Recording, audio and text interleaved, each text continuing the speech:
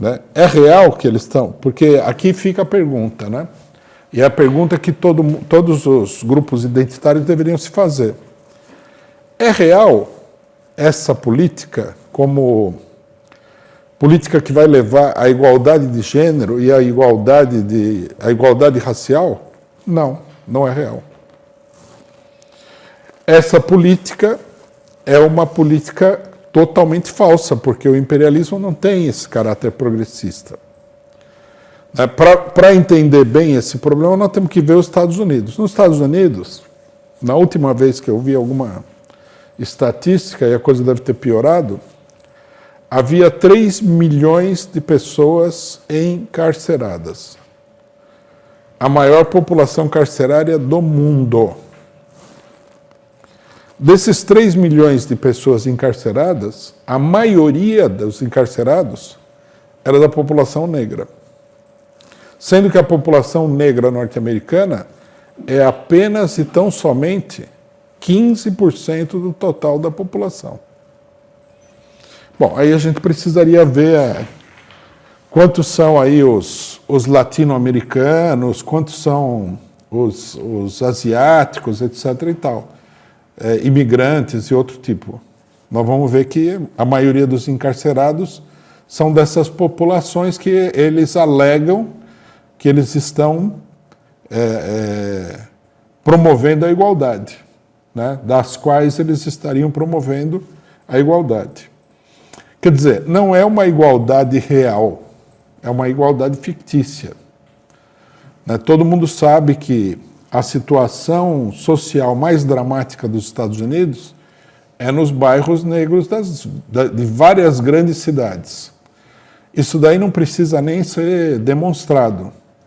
Quando a situação começou a ficar difícil por conta da situação econômica, a polícia norte-americana passou a usar de violência extrema contra a população desses bairros, onde a situação era mais delicada.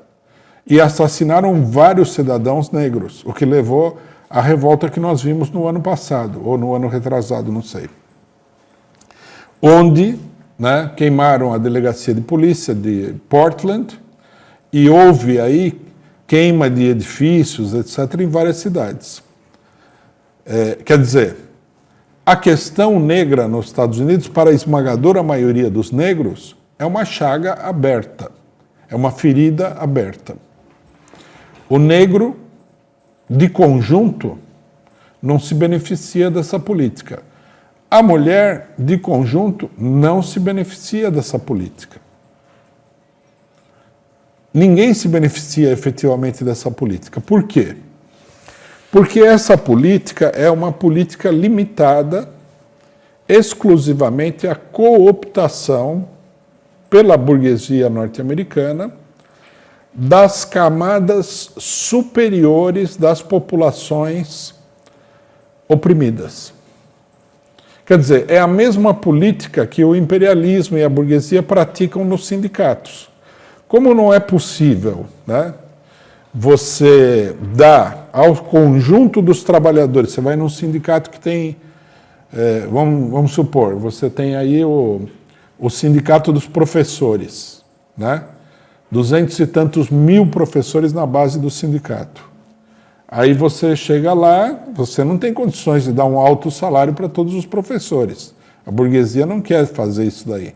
Não quer tirar o dinheiro dos bancos, dos empresários, de obras demagógicas, etc., para aumentar o salário dos professores. Não quer fazer o esforço, não compensa e é até perigoso, porque isso daí fortaleceria os professores contra o governo estadual. Então, o que eles fazem? Eles procuram domesticar a camada superior. Quer dizer, as direções sindicais e um pequeno número de pessoas que acompanham essas direções sindicais.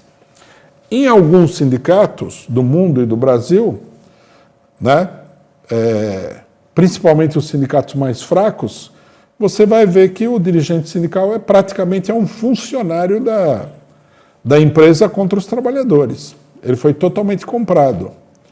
Né? E aí o que ele ganha? Ele, às vezes, é corrompido diretamente por dinheiro, ele tem a liberação, ele tem a estabilidade, né? Ele é bem tratado, ele recebe regalias e favores dos patrões, etc. e tal. Quer dizer, o carreirismo de um setor das direções sindicais é impulsionado pelos patrões que investem, né, nessa, vejam bem, hein, e esse é o ponto central, ascensão social individual dessas lideranças para que elas possam ajudar a conter o conjunto dos trabalhadores.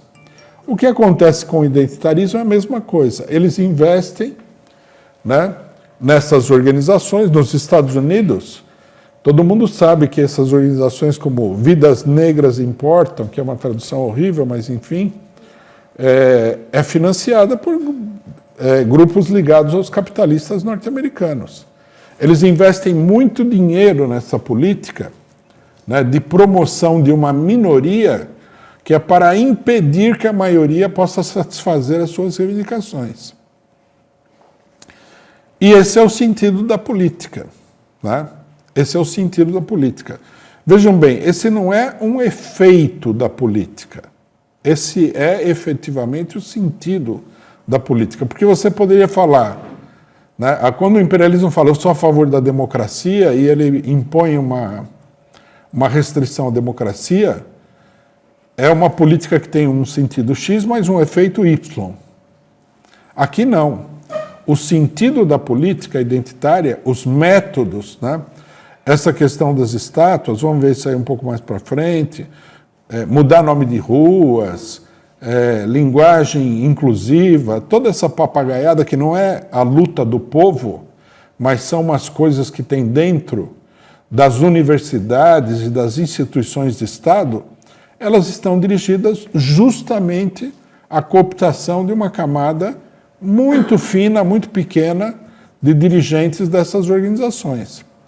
O cidadão se declara aí dirigente do movimento negro e ele vai receber ajuda para se eleger deputado, vereador, a ONG dele vai receber dinheiro para fazer propaganda, às vezes para fazer alguma coisa filantrópica, criar uma escolinha para negros e tal, esse tipo de...